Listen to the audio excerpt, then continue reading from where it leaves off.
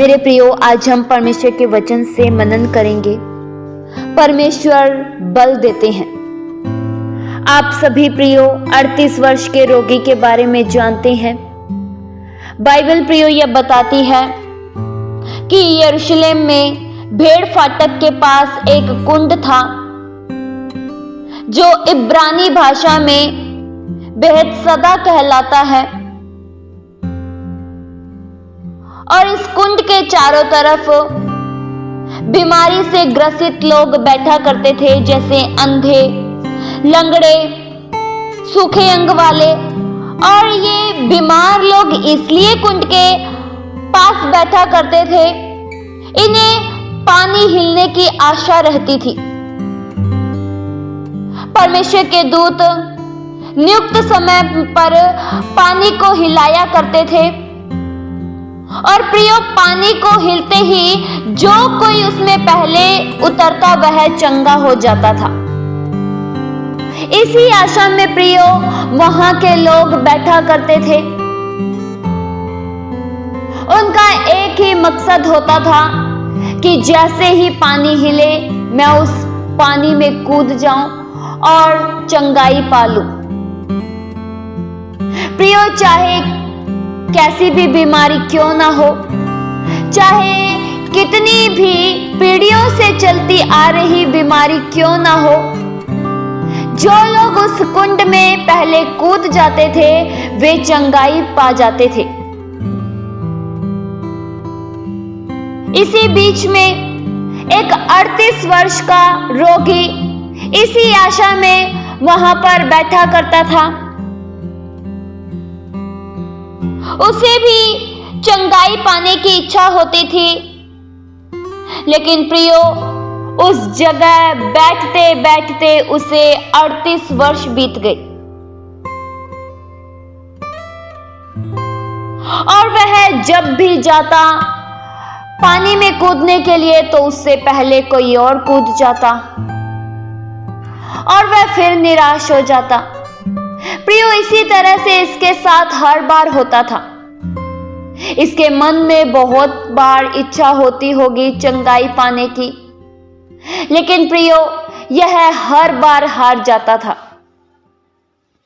क्योंकि इसकी कोई मदद करने वाला नहीं था। कोई ऐसा नहीं था जो इसकी मदद करे और इसे पानी में उतार दे। इससे पहले ही लोग उस पानी में उतर जाते थे और चंगाई पा जाते थे। प्रियो, इस वचन में ध्यान दें कि इस 38 वर्ष के रोगी को बहुत ही इच्छा होती होगी चंगाई पाने की। जब यह अपने आसपास, अपने इर्द गिर्द के लोगों को देखता होगा कि मेरे पास अभी एक अंधा बैठा था और वह पानी में कूदा और वह देखने लगा, यह देखता होगा कि मेरे साथ के लोग चंगाई पा रही हैं, मेरे साथ के लोग मेरे से पहले पानी में उतर जाते हैं और चंगाई पा लेते हैं, और मैं वहीं का वहीं हूं। मैं उसी बीमारी को झेल रहा हूं, मैं उसी तकलीफ को झेल रहा हूं। प्रियो, इसके मन में भी बहुत तरह की इच्छाएं होंगी, लेकिन इसकी मदद करने वाला कोई नहीं था। इसको उस जल में उतारने वाला कोई नहीं था। यह हर बार थक जाता था, हर बार रह जाता था। इसकी बारी कभी भी नहीं आती थी। लेकिन प्रियो, प्रभु यीशु मसीह ने उस 38 वर्ष के रोगी को देखा और यह देखा कि वह बहुत दिनों से इसी दशा में पड़ा है। प्रभु यीशु मसीह ने उससे पूछा, क्या तू चंगा होना चाहता है? उस व्यक्ति ने कहा, हे प्रभु, मेरे पास कोई मनुष्य नहीं है कि वह मुझे पानी में उतारे। जब पानी हिलाए जाए और मुझे कुंड में उतारे, परंतु मेरे पहुंचते पहुंचते ही दूसरा पहले ही उसमें उतर जाता है और मैं रह जाता हूं। प्रियो, इसका दुख भी बहुत गहरा था।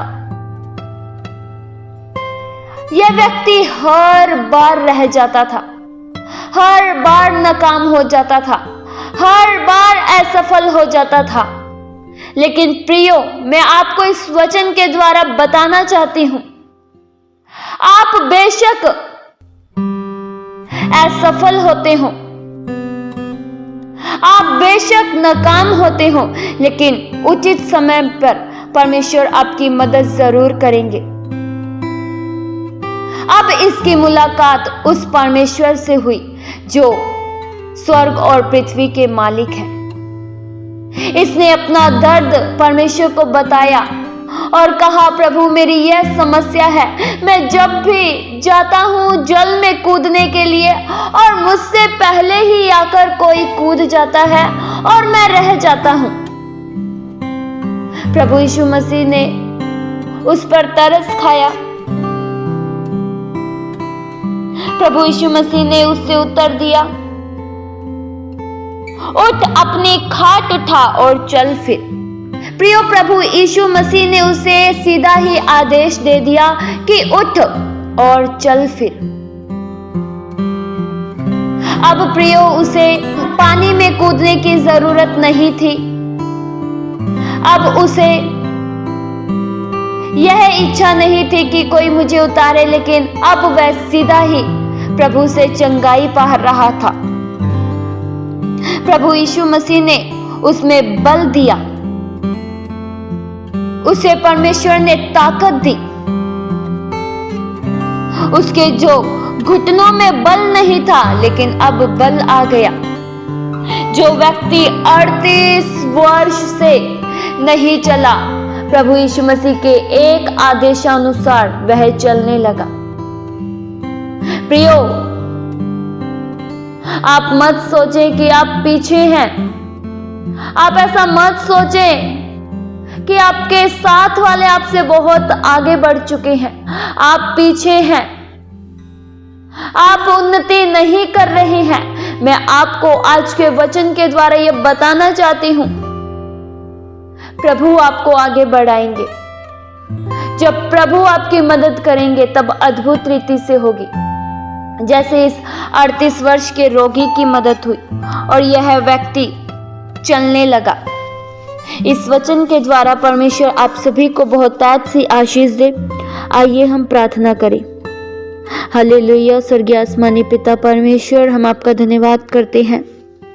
प्रभु, आप बल देते हैं, आप में सामर्थ है, आप में प्रभु जीवन की बातें हैं।